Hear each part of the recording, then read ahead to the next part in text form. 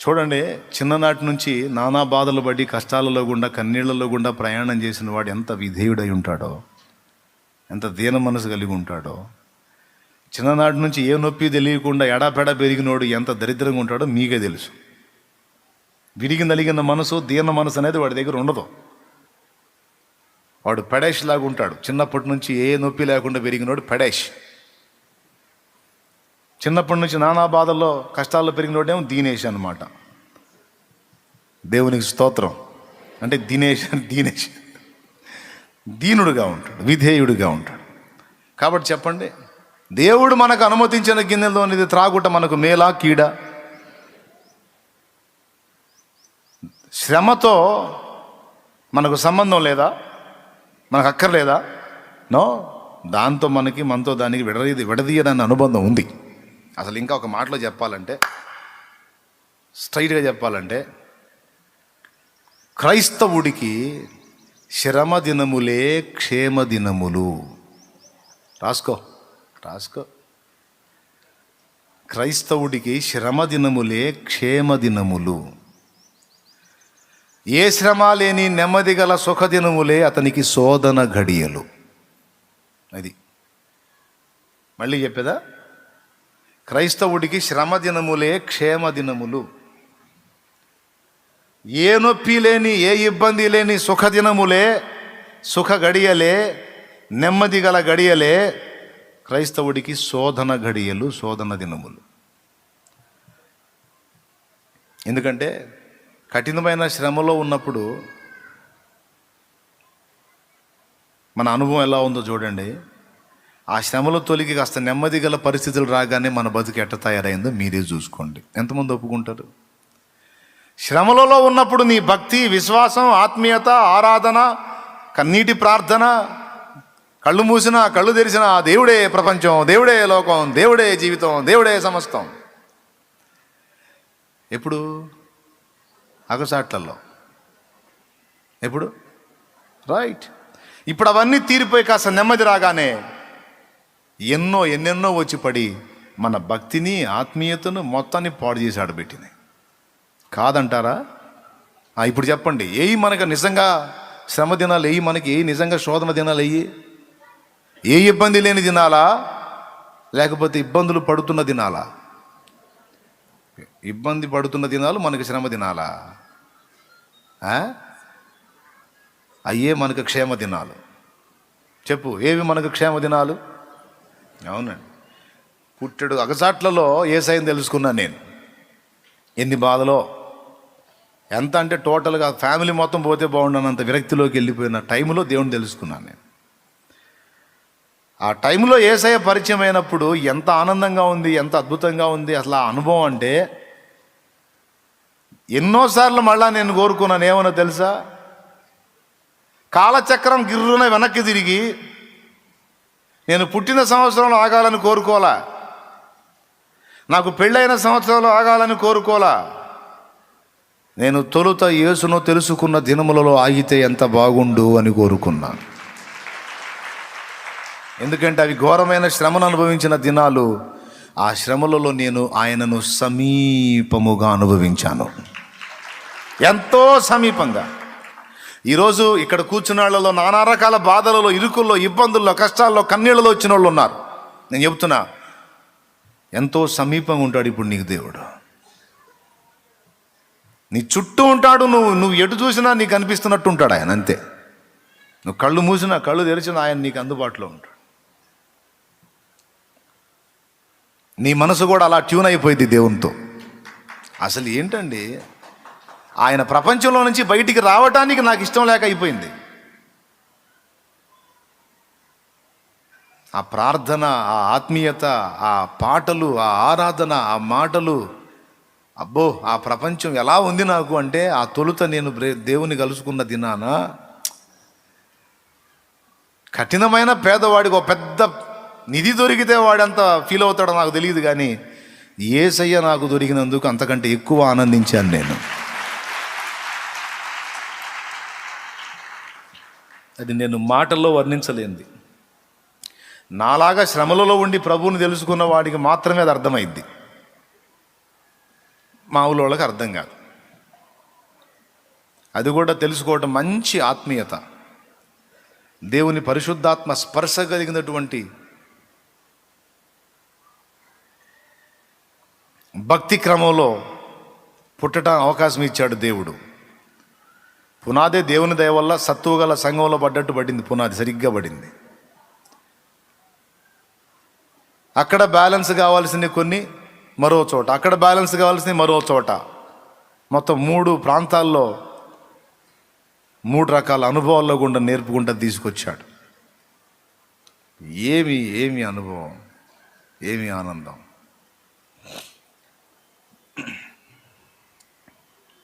ఇప్పుడు ఈ పరిస్థితులు నచ్చట్ల నాకు. ఇప్పుడు ఎటు పక్క పట్టిన ఘనత, గౌరవం, మర్యాద, అమ్మో, అప్పుడు అన్ని పనులు నేనే చేసుకోవాలి. ఇప్పుడు ఏది చేయని ఇట్లా నన్ను. అప్పుడు నన్ను పట్టించుకునే వాళ్ళు ఎవరు లేరు. అప్పుడు అది పలకరించేవాళ్ళు ఎవరు లేరు. హాయిగా నేను ఎక్కడైనా కూర్చోవచ్చు, ఏ కూటానికైనా పోయి కూర్చోవచ్చు, రోడ్డు మీద ఫ్రీగా తిరగవచ్చు. ఇప్పుడు ఎట్లయిందంటే కనిపిస్తే కాల్చివేత. ఇప్పుడు ఎట్లా అయిపోయిందంటే గదిలో కూర్చొని బయటకు వస్తే ఇక అంతే సంగతులు అన్నట్టు అయిపోయింది. అందుకే జనానికి కనపడకుండా ఎటో అడవిలోకి పోవాల్సి వచ్చింది. నాకు ఇష్టమైనవన్నీ, నేను స్వతంత్రంగా చేసుకోవడానికి అనుకూలమైనవన్నీ బంధించబడ్డాయి. ఇప్పుడు ఏది బాగుంది చెప్పండి? అది బాగుంది, ఇది బాగుందా? అగసాట్లు ఒకటి బాధ పెట్టినాయి కానీ మిగిలినవన్నీ భలే ఉన్నాయి. అప్పుడు బాధలు ఒక్కటి ఇబ్బంది పెట్టినాయి కానీ అబ్బో మిగిలిన అనుభవాలు సూపర్గా ఉన్నాయి. పిలిస్తే పలికి మాట్లాడి ప్రతిదానికి ఆన్సర్ ఇచ్చి, సేవలోకి వచ్చినప్పుడు కూడా కొలిమి ఉంది కొంత. ఇప్పుడు కొద్దిగా దేవుడు ఆ పరిస్థితిని మార్చి నెమ్మది గల దినములు ఇచ్చాడు. ఇప్పుడు కూడా చిన్న చిన్నవి ఉన్నాయనుకోండి, అబ్బే అయ్యేం మనల్ని నేను పట్టించుకోదగ్గవేవి కావు. సేవలోకి వచ్చినప్పుడు కూడా ఎన్నో రకాల అవమానాలు కొన్ని ఎదుర్కొన్నాను నేను. పాపం ఒక దైవజనుడు సేవకుల మీటింగ్లోకి వెళ్ళా. అందరితో పాటు నేను కూడా సభ్యత్వం అని ఉంటుంది. దైవ సేవకులు గ్యాదర్ అయ్యి మీటింగ్ వేసుకుంటారులే. ఎవరో ఒక దైవజనుడిని పిలిపించి వాక్యం చెప్పిస్తుంటారు మంత్లీ వన్స్. 4-5 నెలలు, 3-4 నెలలు నేను కలవలా. ఎందుకంటే వేరే దగ్గర కూడా ప్రార్థన ఏర్పాటు చేసి ఇంకో చోటకి వెళ్తున్నా, ఇంకో సంఘం కట్టడానికి. నేను కలవలా. 4 నెలలు అంతే. 4-5 నెలల తర్వాత వెళ్ళా. సభ్యత్వం కట్టే గుంపులో నేను కూడా ఉన్నా. పెద్ద సభ్యత్వం ఏం కదా, 30 రూపాయలు 50 రూపాయల లోపు. డబ్బులు ఏడు ఉంటాయి మరి? చిన్న చిన్న సంఘాలు, చిన్న చిన్న సేవలు, పరిచర్య ఇంకెక్కడ ఉంటాయి? మిగిలిన వాళ్ళు కడతా ఉంటే మెల్లకుండా ఉన్నాడు ఆ దైవజనుడు. నేను కడదామని పోయేసరికి అడ్డుపడ్డా అగా అన్నాడు.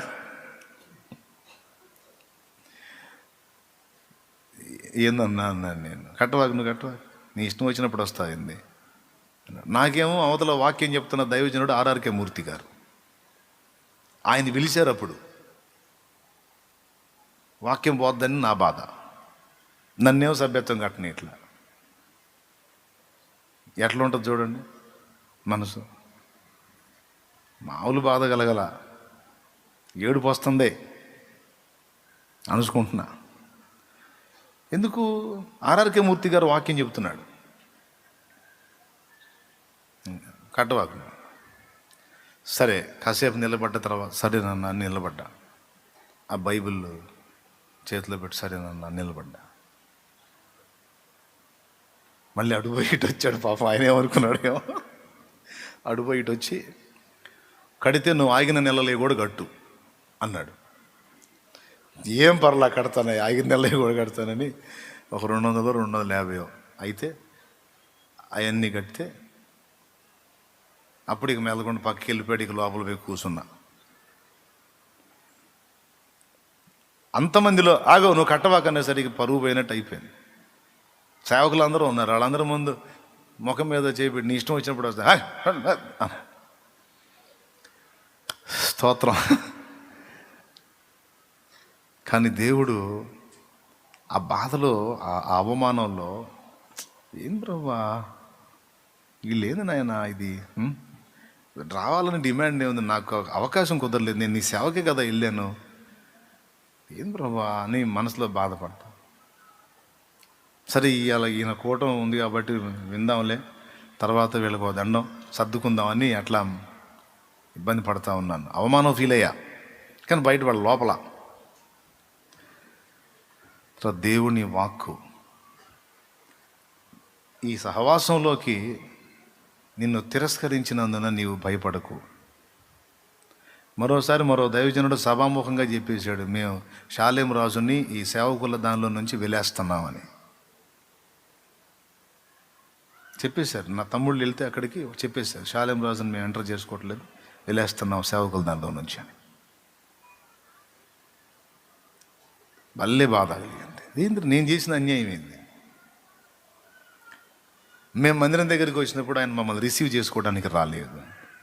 సీత బాధలు సీత, పీత బాధలు పీతయ్యని మీ కాళ్ళు ఉండి మీరు వచ్చారు, నా బాధలు నాకు ఉన్నాయిగా. ఎట్లా మీరు ఎన్నిసార్లు వచ్చినప్పుడు అన్నిసార్లు గౌరవించి చేర్చుకున్నాను, ఒక్కసారి నేను కలవలేకపోయాను. కలవలేనందుకు మేము వచ్చినప్పుడు అతను రిసీవ్ చేసుకోలేదు కనుక మా దానిలోంచి అతను నెట్టేస్తున్నాం పక్కన. దేవుడు మాట్లాడుతున్నాడు. ఏమన్నా తెలుసా, ఆ ఫెలోషిప్, సేవకుల సదస్సు, సేవకుల ఫెలోషిప్ నిన్ను నెట్టిందని నువ్వు ఫీల్ అవ్వద్దురా బాబు.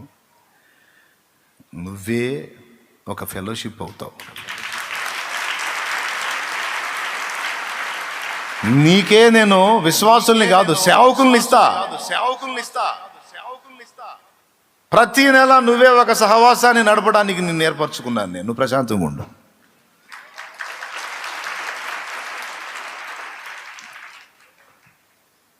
ఈరోజు దేవుడు చేసిన కార్యం అదే. ఫెలోషిప్ను అవమానపరచాలని నేను చెప్పట్లా. ఆ ఫెలోషిప్లో ఒక 40-50 మంది కూర్చుంటే వందలాది మంది వచ్చి కూర్చొని నెల నెల తండ్రి సన్నిధి మినిస్ట్రీస్లో సేవకుల సదస్సుకి వందలాది మంది వచ్చి కూర్చునేటట్టు చేశాడు నా దేవుడు.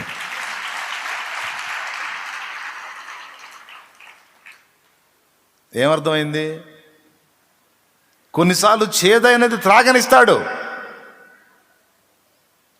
తీసుకో త్రాగంతే, అట్లుండు,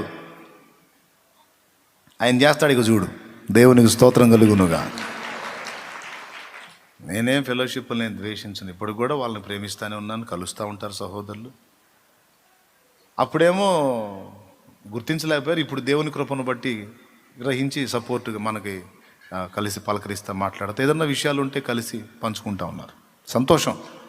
కానీ ఒకప్పుడైతే నలుగురిలో ఆరడిపరచబడి అవమానపరచబడ్డ అనుభవం అయితే చూశాను కదా.